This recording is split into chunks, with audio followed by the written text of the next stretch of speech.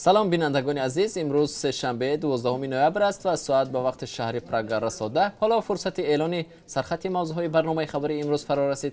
تفصیلات این و گزارش‌های دیگر را در برنامه اخبار آزادی ساعت رسا یک در پخش مستقیم و هم ثبت آن را در صحیفه آزادی ویدیو در شبکه اجتماعی یوتیوب می‌توانید تماشا کنید. امامعلی رحمان رئیس جمهوری تاجیکستان با امانوئل ماکرون پرزیدنت فرانسه و آنتونیو گوترش دبیر کل سازمان ملل متحد صحبت کرده است. این ملاقات شام دیروز 11 نوامبر در پاریس و در حاشیه همایش عید به صلح در دایر گردیده است. ضمن صحبت جانب‌ها همکاری‌ها را بررسی نمودند.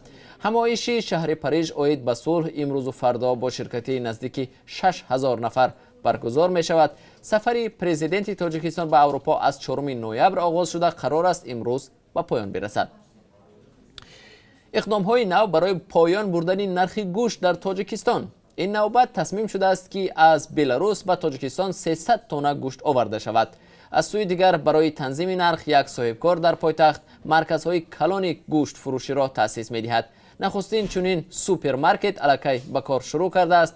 تا کجا این اقدام‌ها تاثیرگذار خواهند بود و همکاران ما در گزارش به این مسئله را به رشته تحلیل میکشند. ضمناً موضوع تامین اهالی با گوشت که چند سال اخیر پیوسته بالاروی نرخ و کمچین شدن آن مایه نگرانی مردم می شود چند پیش در پارلمان هم بررسی شد. مجلس نمایندگان با قبول علاوه ها به قانون بودجه سال 2019 برای تامین امنیت عضوقواری واردات چاروا و خوراک آن از مالیات و ارزش علاوه شده باج گمرکی آزاد کرد. این علاوه ها در آغاز ماه اکتبر از طرف پرزیدنت رسما امضا شد و رسما به اجرا درآمد، ولی نرخ همانا بالا می رود و پایان نه. بیننده ارجمند این موضوع را در برنامه اخبار بررسی خواهیم کرد. ترکیه با استرداد اعضای داعش به کشورهایشان آغاز نمود. در قدم اول یک آلمانی و یک دانیایی بازگردانیده شدند. از نگاه برخی از رسانه‌های آلمان، ترکیه با این کارش می‌خواهد به اروپا این پیام را برساند که یکی از مبارزان بزرگ با تروریسم است، اما ناتو از آن حمایت نمی‌کند. شماری از کشورهای اروپایی از حمله ترکیه به کردهای شمالی سوریه انتقاد کرده بودند. به گفته مقامات ترک 737 عضو گروه دولت اسلامی که شهروندان کشورهای دیگر هستند در حال حاضر در زندانهای ترکیه نگهداری می‌شوند. در این باره نیز امروز در برنامه اخبار صحبت می‌کنیم. منصبداران افغانستان میگویند 3 عضو بلندپایه گروه جنگجوی شبکه حقانی در زیر نظارت آمریکا به قطر فرستاده میشوند و در جواب یک آمریکایی و یک معلم استرالیایی از اسارت گروه جنگی رها میشوند.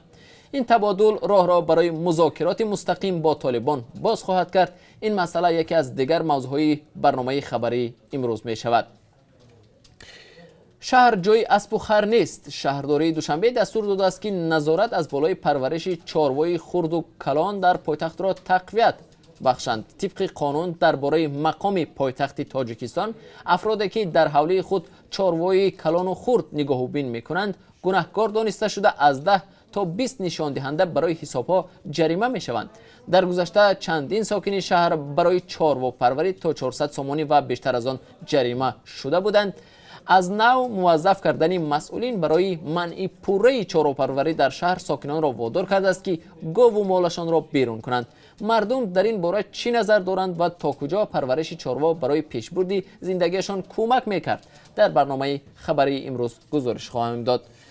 بیننده ارجمند، ما هر لحظه خبر و حادثه های تاجیکستان و جهان را پیگیری میکنیم. در برنامه اخبار شما را با آخرین تحولات تاجیکستان و جهان آشنا میسازیم. تا کمتر از 3 ساعت دیگر ما را در پخش زنده در صحیفه آزادی ویدیو در یوتیوب و هم صحیفه های رادیو آزادی در فیسبوک ادنا کلاسیکی همراهی کنید.